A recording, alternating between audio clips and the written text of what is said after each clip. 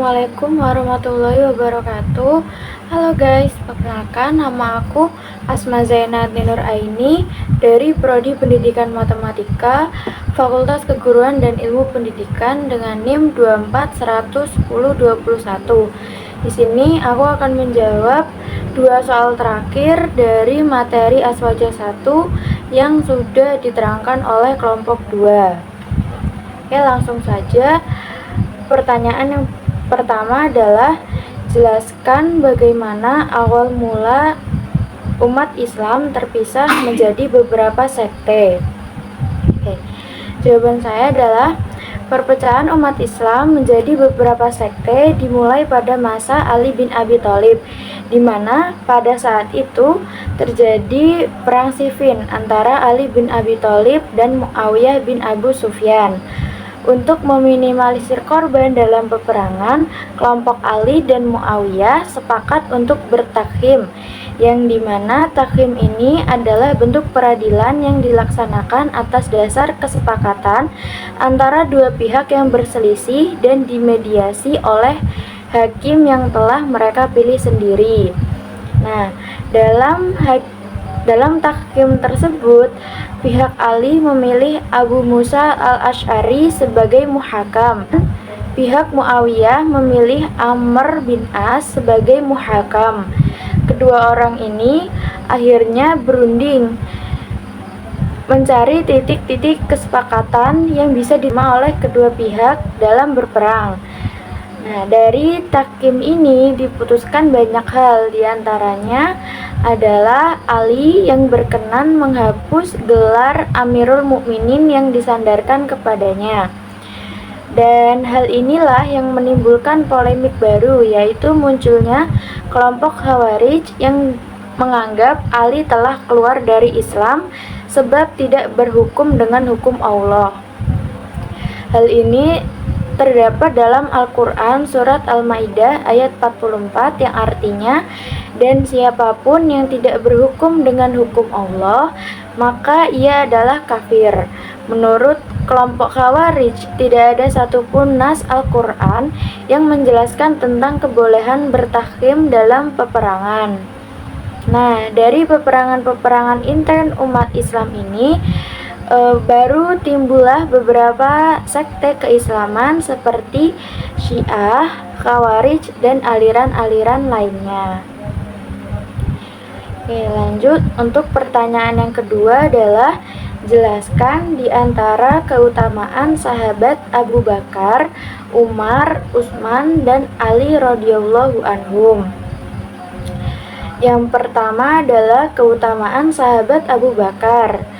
Keutamaan Abu Bakar adalah di mana pada saat sebelum Rasulullah wafat, beliau memberikan isyarah bahwasannya pemimpin setelah beliau adalah Abu Bakar As-Siddiq, yang dimana pada saat beliau sakit menjelang kewafatannya dan pada saat wafatnya Rasulullah, Abu Bakar As-Siddiq yang membacakan berita tentang Rasulullah di depan publik dengan suara yang sangat keras.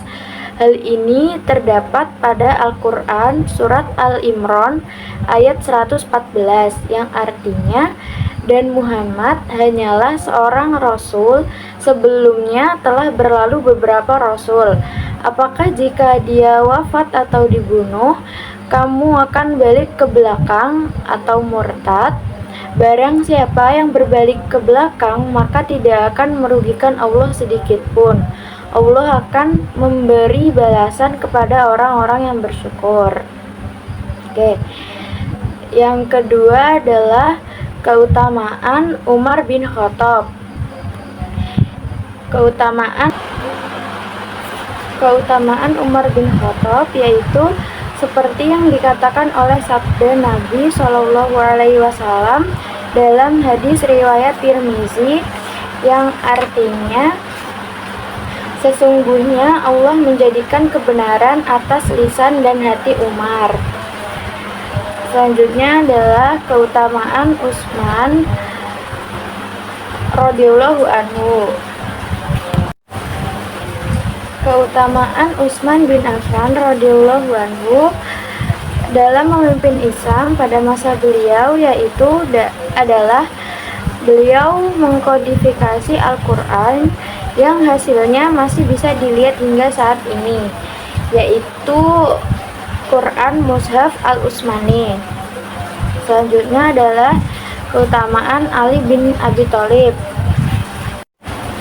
Keutamaan Ali bin Abi Thalib dijelaskan pada hadis riwayat Tirmizi yang artinya dari Ibnu Umar radhiyallahu anhu berkata, Rasulullah Shallallahu alaihi wasallam mempersaudarakan antara sahabat-sahabatnya. Lalu datanglah Ali dengan bercucuran air matanya. Ali berkata, "Wahai Rasulullah, engkau telah mempersaudarakan antara sahabat-sahabatmu dan tidak mempersaudarakan aku dengan siapapun." Lalu Rasulullah menjawab, "Kamu adalah saudaraku dunia dan akhirat."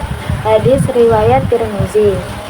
Nah, banyak sekali keutamaan-keutamaan para sahabat yang telah diterangkan dalam Al-Quran.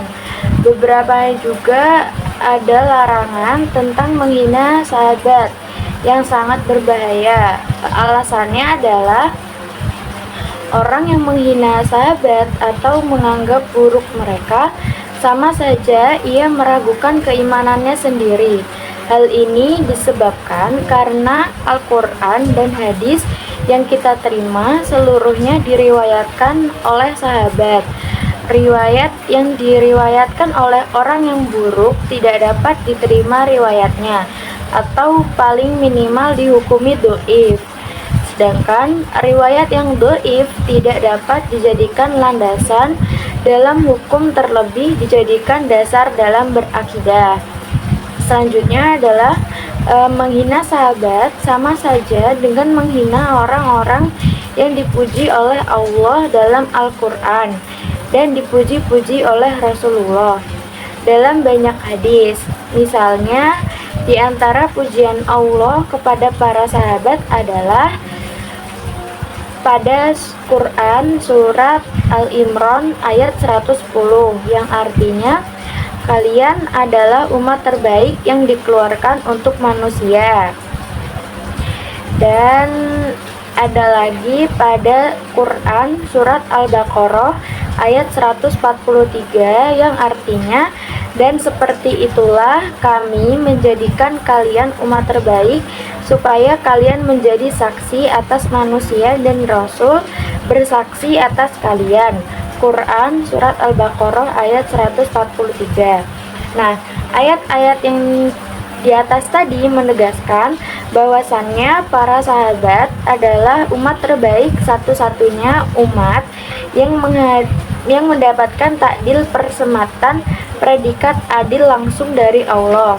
Hal ini dikarenakan mereka adalah garda pertama dalam membela dan mengamalkan ajaran Rasulullah Shallallahu alaihi wasallam. Dalam buku ini juga diterangkan bahwa generasi terbaik umat Islam adalah generasi sahabat. Konflik yang terjadi di antara mereka semuanya dilandasi oleh ijtihad, sehingga tidak ada yang berdosa atau fasik. Sebab orang yang berijtihad walaupun salah tetap mendapatkan pahala. Demikian jawaban dari saya. Kurang lebihnya saya mohon maaf. Wassalamualaikum warahmatullahi wabarakatuh.